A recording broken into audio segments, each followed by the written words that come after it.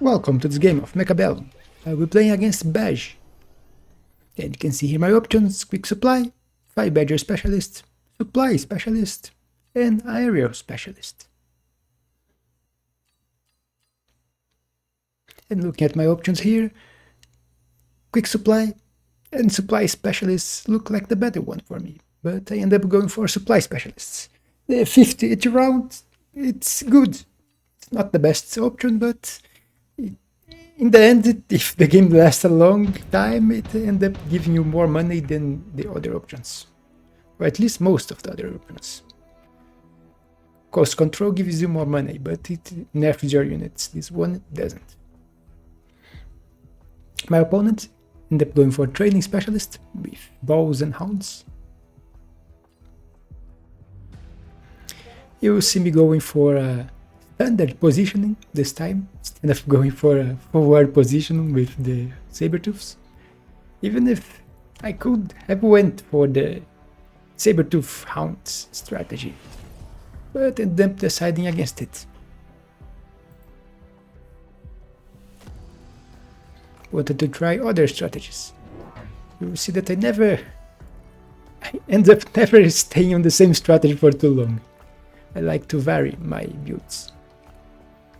You will see me heavily defending this side, expecting him to attack this side with his units, since the other has the magnetic barricade and rapid fire cannon. But against our odds, he will position on the other side. But I grabbed Phoenix, and he has nothing to kill the Phoenix. That's an advantage of this specialist. You start with 50 extra money, so you can go for this strategy and grab an air unit at the first round. I have to split this because we are on opposite ends. You see the magnetic barricade is really powerful, but I don't have a unit to make use of it.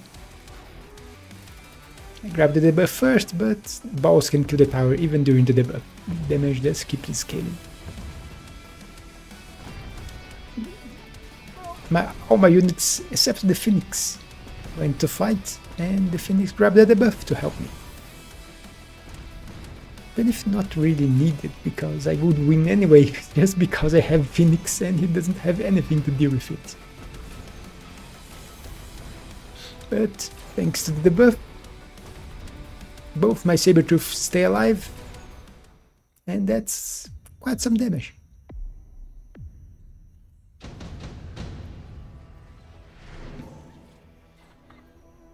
Here we have mass-produced sledges, which is a really good card, and also missile strike, which is also a good card, and head deployment, which is also a good card. So a lot of options here. I end up going for head deployment because I needed to protect myself against missile strike, and it's good to when I'm facing an opponent that's going on the other side, and they want to reposition units here. You can see here I will save my Phoenix with the head deployment, pulling the Phoenix to this side, and Stormcallers. If you notice last round, he got really bunched up here with his units on the magnetic barricade, and the Stormcallers can do very well when the units are stuck on one point and are slowed.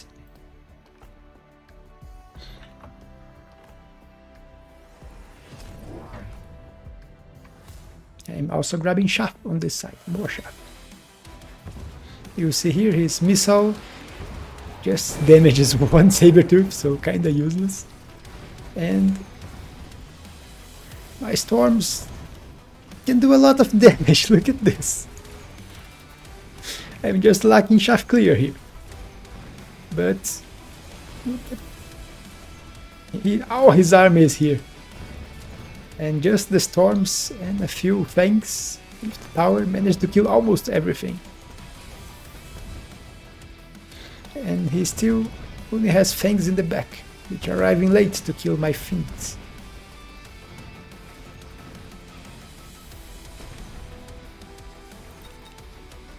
And my army is too slow to save them, and both die, but I win the round anyway. Just doing less damage than I could. But already ahead now. 4k against 4.1. And here we have Mustangs, level 2 Mustangs, which is really good. We also have Wraith. Wraith can also be really good, but I'm going for the Mustangs. But Wraith would also be a good option in this case. Marksman is also good for my enemy, and that's why I didn't went for the... Although, good more or less, because he's on a fast build, and on a fast build you want fast units, and Marksman is not fast. You would have to put the Marksman very forward to make use of them. But with AA they could deal with Wraiths quite easily if I went for the Wraiths. He's going toward the flank here, putting his crawlers, and I will grab his ledges, delay his army a little more, also getting range for my Mustangs. You see that my Phoenix got a level, so they are now effectively safe from missiles. He will decide against putting the crawlers here and put the crawlers with hounds in the back on the deep flank, to pull my units out here so he can get his army to hit my tower.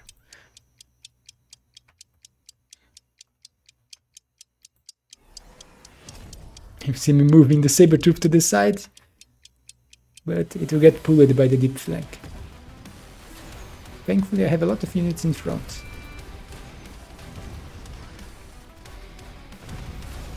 And there is the magnetic barricade, which really annoys his pushing here.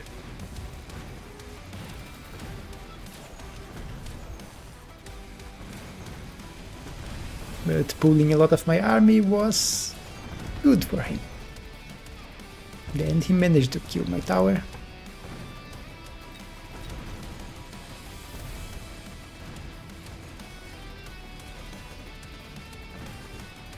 And even if I manage to win this fight, he has enough Mustangs left to beat my one Mustang and one Phoenix that are still alive.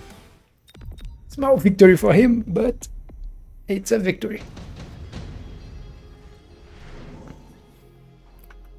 Here we have another missile strike. Absorption module, which would be really good if I had grabbed the Wraith before. And also non-repair, which is not good for any of my units. So you see me just skip for the extra money.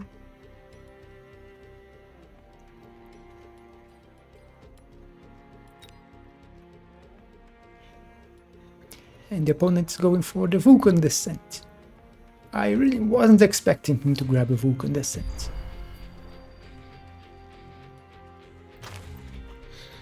You see me selling I was selling the Sabertooth, then had to go back and sell the Mustangs because I wanted to grab factory. And I didn't have enough money selling the Sabertooth. Selling the Mustang that was level 2. I got enough money and with 50 to spare. With the selling the Sabertooth I had 50 less than I wanted. You see me just putting a missile here to deal with the flank faster.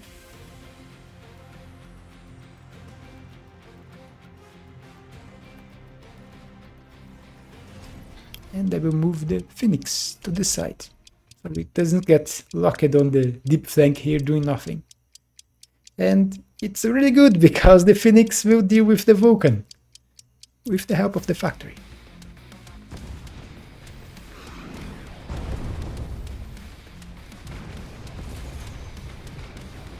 So actually it's just far enough away that the factory is not targeting it, but the Phoenix are. And he goes for the tower and dies. So that move of the Phoenix really saved me from getting a debuff here and getting destroyed in this house. I will lose my factory anyway, but at least I didn't lose really badly, which would have happened if the Vulcan got the debuff earlier.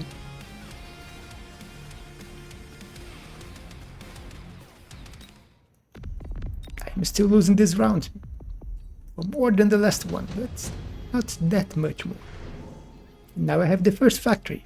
I already paid for the 350 to unlock it. Here we have unit deployments.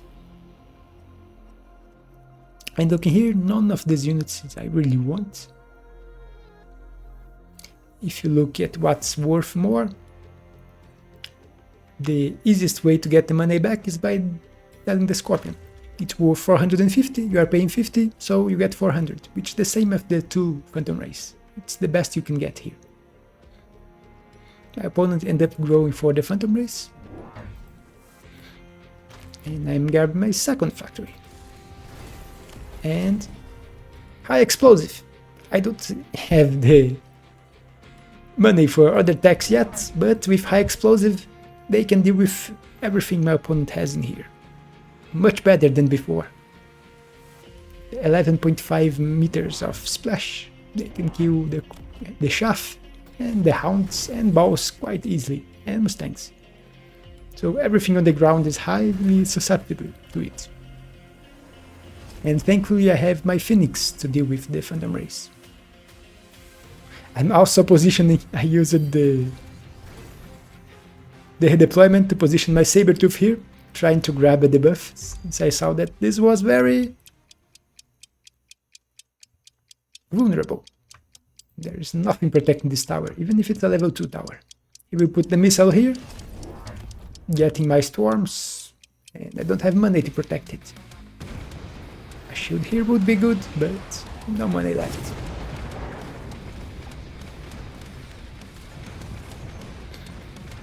You can see with 2 factories they are doing much better this time.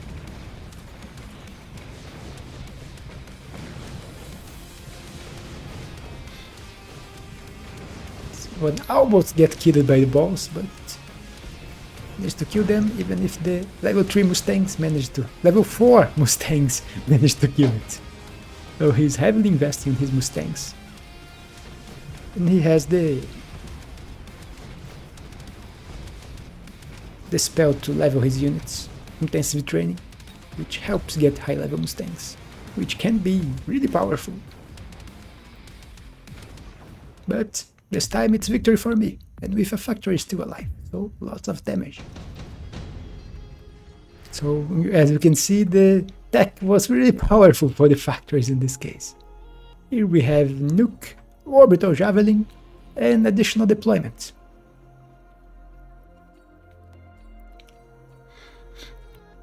The nuke could be good, but considering he's advancing really fast, I would have to put it very forward, so I end up going for additional deployment. They're still very healthy, both of us, but he goes for the nuke. I will put a shield here, just in case. And he goes for mechanical division on his boss, which can be annoying against many builds, but not against War Factory with high explosive.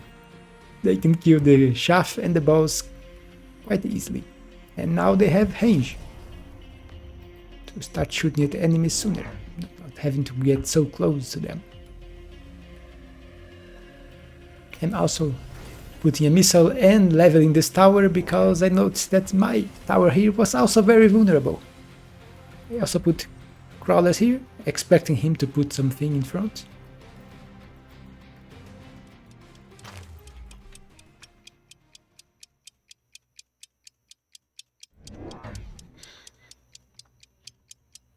And more shot.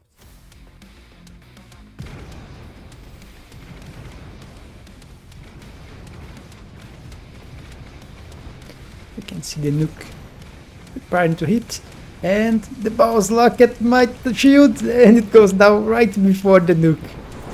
So everything except the factories die here. And even the factories take some heavy damage. So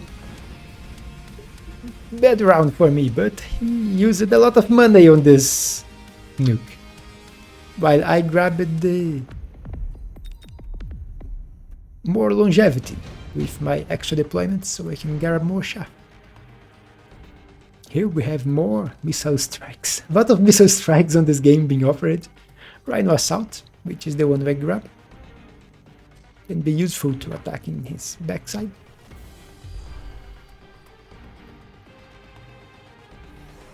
And you see me grabbing the last stack on my factory carry, which is Launcher Overload. And I will be putting one factory on this side. You can see I'm putting the Rhino here, so the Rhino can run and kill this tower. I'm not leveling the factories because at level 1 they can kill everything here at one shot. So they don't need levels. Only the level 2 balls can survive. Or not. No, even the level 1 balls can survive one shot. They take 2. Because I didn't grab any. He already grabbed defense and I didn't grab attack. But that's not a big problem. I grabbed even more range. So 135. You can see that Launcher Overload reduced the range by 20, but double attack speed, so 0.9 each shot from the cannons. And you will be able to see here that it is quite devastating, the damage they can do with those 3 attacks. He put a missile here to deal with my crawlers in front. I sold the Sabertooth. It's not useful anymore. My Rhino is going to do his job here. My opponent didn't protect his backside. And you can see just this ball, it's killing my factory, but it dies before it can kill it. And now with the debuff, it's easy cleaning. And even this factory will stay alive. Or not, no, the Mustangs managed to kill it right at the end. But this side was very easy victory. You'll notice that I moved my Stormcalls. Wasn't happy with his the positioning here. They were too vulnerable. Here we have more spells with Ion Blast. I will grab it. There's also tank production, but I don't have giants, I only have titans, and they can't use items. Improved Tarantula is a really good card, but that I wanted to see sooner on a game. If I get this card at the start on a game, I can invest on Tarantulas. They become really good with it. In this case, I will put the spell here. I was not sure if he was the exact good position for it, but I thought it was where his balls were ending up. I will put his beam on this side, and I'm grabbing another factory. With 3 attacks, they are very powerful for just 800. Just as if 800 is a small amount. We will see he put in his Vulcan. I completely forgot about the Vulcan. But it's a level 2 tower. And this side's protected. This side's also protected by the factory. Well, this side's actually the most vulnerable with the factory a bit too forward too. But I think it will shoot the Vulcan if it gets here. With the extra range here, 135.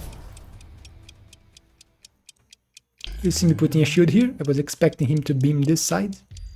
And here. Because he could beam the other two. He's putting a lot of missiles in front. Taking my Mustangs on this side with the air missile. They should protect the factory a little, but it still took a lot of damage. Now, as you can see, it's shooting at the Vulcan, and the Vulcan is down. My missile ended up doing something. It's not that great. He also grabbed melting points to deal with my factories, and actually worked quite well on this side. But I still have a lot of units on the other side.